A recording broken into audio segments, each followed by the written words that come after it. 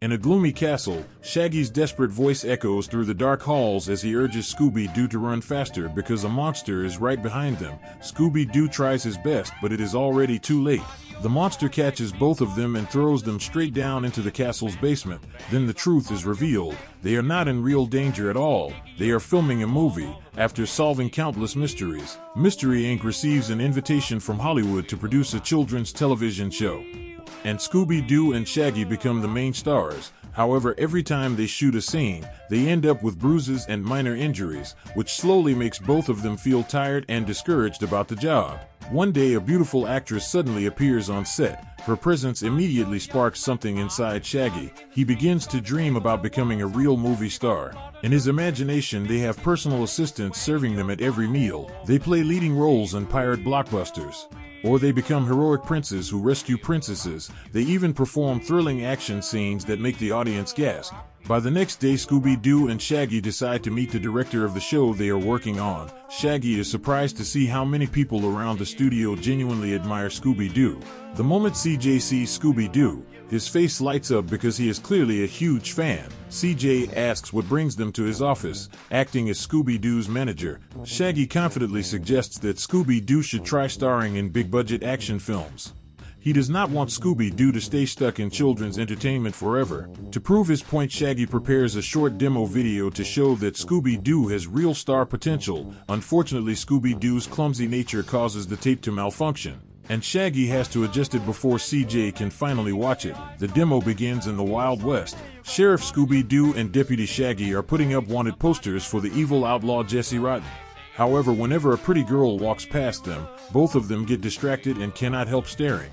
Scooby-Doo does not even realize that he is spreading glue directly onto Jesse Rotten's face on the poster, which makes the outlaw furious. Scooby-Doo asks Shaggy to call the sheriff, and Shaggy reminds him that he is the sheriff. The audience expects an intense showdown, but Scooby-Doo gets knocked out with a single punch. Suddenly the clock strikes 12 and Scooby-Doo remembers that he has urgent business to take care of.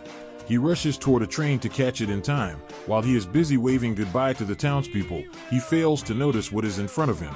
He crashes into a pole and falls behind, then runs into Jesse Rotten once again. This time he tries to act braver and tells Jesse Rotten to wait there while he goes to get his weapon. Right after that, Scooby-Doo jumps onto a horse, but he accidentally knocks over part of the set. With no other solution left, he ends the film by riding off into the sunset. When CJ finishes watching the clip, he is completely speechless and does not even know how to respond. He assumes the whole thing is a joke and asks Scooby-Doo and Shaggy to leave. Shaggy refuses to give up. He shares his frustration with Mystery Inc. and insists that Scooby-Doo's acting talent is just as impressive as any Hollywood star. However, that is only how Shaggy sees it. To everyone else, Scooby-Doo looks more like a comedian than an action hero.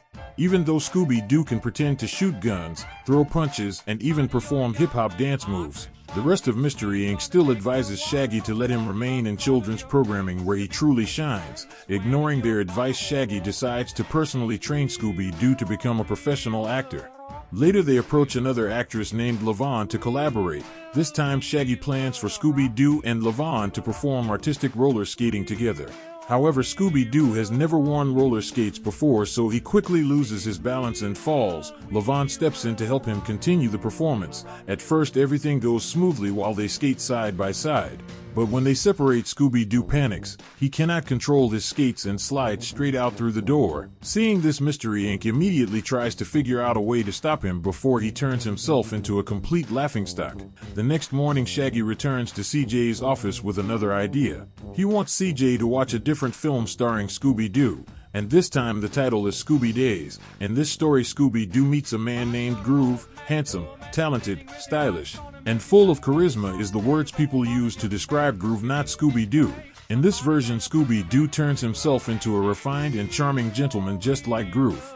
They sing and dance together in a bar and try to impress young women. Even though Scooby-Doo changes his image, his clumsy nature still remains inside him.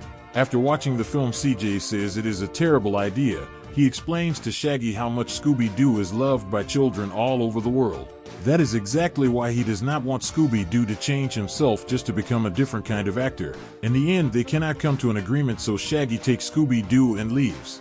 Later, Shaggy brings Scooby-Doo to a high society party. He still holds onto his plan to turn Scooby-Doo into a movie star, so he lets him try to blend in with famous guests. At first, everything goes smoothly. However, the moment Scooby-Doo sees the food, his lack of self-control takes over. He forgets all about proper manners and throws the party into chaos. The incident quickly makes the front page of the newspaper, and Scooby-Doo ends up being permanently banned from several local restaurants. When CJ sees the news, he becomes extremely angry. He immediately orders his staff to find every possible way to bring Scooby-Doo back to his children's show. Meanwhile, Shaggy continues taking Scooby-Doo everywhere in an attempt to discover his acting talent. The problem is that Scooby-Doo simply does not have a natural gift for it. At one point, he jumps foolishly into a swimming pool and embarrasses himself in front of a large crowd. When Mystery Inc. reads about this in the news, they feel deeply saddened. They begin to think about the Scooby-Doo they used to know. They remember the day they first walked into a pet store and Scooby-Doo immediately caught their attention. Even as a young puppy, he already has a natural sense of humor, and he quickly won over Mystery Inc. with his playful personality. They continue remembering his very first birthday party. As soon as the cake was brought out, Shaggy asked Scooby-Doo what he wished for. Scooby-Doo innocently answered that he wanted more cake, and then he stuffed all the cake into his mouth right away. After going through the photo album, Mystery Inc. misses the old Scooby-Doo even more. They hope he will return to the children's show and continue doing his silly antics that can even make villains laugh. Meanwhile, Scooby-Doo and Shaggy are walking down the street when Scooby-Doo suddenly notices a movie theater. He begins to imagine what his life would look like if he became famous. In his fantasy, he stars in his own movie and plays the leading role. During the day, he works at a company like everyone else, but the moment he hears a cry for help, he immediately flies off to rescue a girl in danger. After that, he rushes toward a rocket in an attempt to stop it, but he arrives too late. Then the fantasy fades and Scooby-Doo remains perfectly safe because none of it is real. Back in the present, Scooby-Doo and Shaggy are standing outside the movie theater. Scooby-Doo sees the signatures of celebrities pressed into the cement and wishes he could leave his own mark there one day. At the same time, Shaggy calls CJ and finds out that CJ is organizing an audition to search for another dog to replace Scooby-Doo. As soon as they hear this, they rush to the audition to see what is going on. The dogs who show up all deliver extremely poor performances, and Scooby-Doo and Shaggy cannot help laughing at them. However, they have no idea that everything is part of a plan arranged by CJ and Mystery Inc. The purpose of the audition is to push Scooby-Doo back toward the children's show. CJ even pretends he is willing to hire a completely untalented dog to take over Scooby-Doo's role, which leaves Scooby-Doo and Shaggy shocked. Before long, the next day arrives, and Scooby-Doo and Shaggy return once again to CJ's office. Shaggy promises that this time the film will truly be outstanding. After saying that he asked Scooby-Doo to start the video, the new title appears on the screen, which is Scooby-Doo and Sherry. In this story, Scooby-Doo is a magician and Sherry is his assistant, and they perform in front of thousands of spectators. Scooby-Doo quickly makes a large cabinet appear on stage and tells Sherry to step inside. Then he shouts out a spell he invents on the spot and Sherry disappears. The trick seems to be a complete success, until Scooby-Doo bows to the audience and accidentally exposes how the illusion works. As soon as CJ finishes watching, he is on the verge of losing his temper, but Shaggy quickly assures him that there is still one more film to see.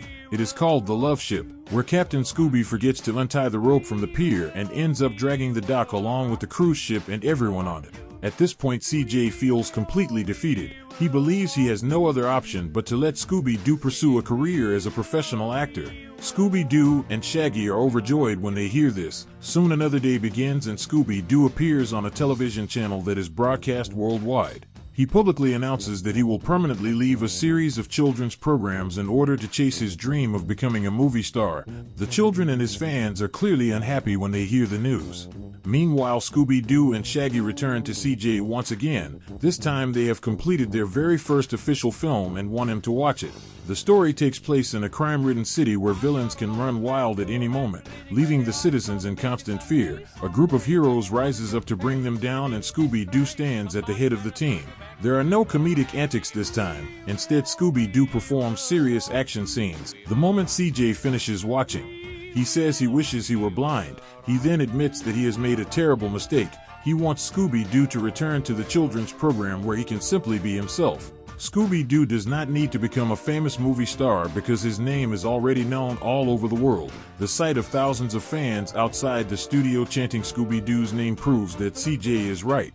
On top of that, fans across America are pleading for Scooby-Doo to come back. When Scooby-Doo sees how much love people still have for him, he finally realizes that they cherish him for who he truly is. In the end, he agrees to return to the original show after reaching an agreement with Scooby-Doo. CJ personally sees him and Shaggy out. However, Shaggy suddenly knocks on the door again because he also wants a chance to become a movie star. Seeing this, CJ immediately throws Shaggy out of the studio.